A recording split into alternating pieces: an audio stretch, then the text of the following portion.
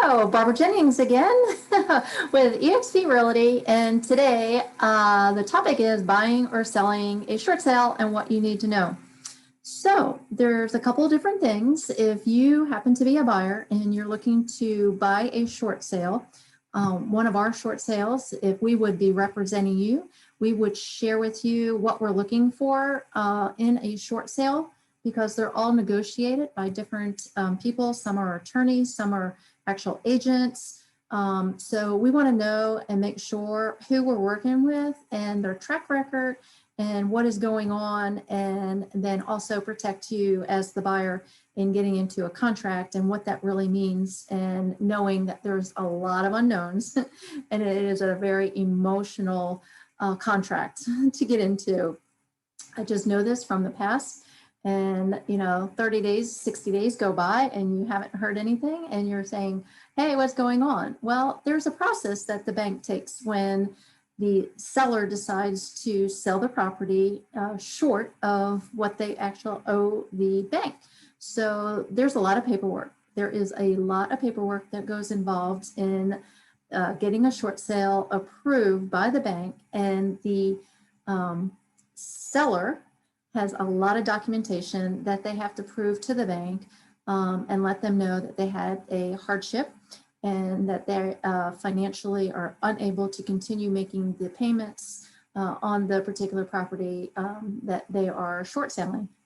So once they get the paperwork in, then we submit it into a negotiator at the bank and they start to process this. So really this is like 30, 45 days before we even hear anything back from the bank, from the initial checking everything into, submitting everything into the bank. Then after the bank has everything and we've been signed a negotiator, we can have open conversations with that particular negotiator. And also that we're going to ask them to request a BPO as soon as possible. That is a broker price opinion. That basically is the market value of a property. And then that gets ordered, and it either is from one of the bank's real estate agents or an appraiser. They get to choose who actually goes out and does that BPO. And that is actually sometimes just a drive-by. They just look at the outside of the property and then they give an evaluation compared to other similar homes in the area, square footage for square footage. They actually don't get into the property sometimes. This is what's somewhat frustrating for the buyers when we're working with a short sale and this BPO comes in and it is not in alignment with the market value, because that particular person did not go inside the house. They don't know how many cats they have. They don't know what the condition of the carpet is. There's just a laundry list of things that have gone on in regards to why a BPO comes in at an oddball price. So we request that they get a new BPO, but then again, there's more time that's involved.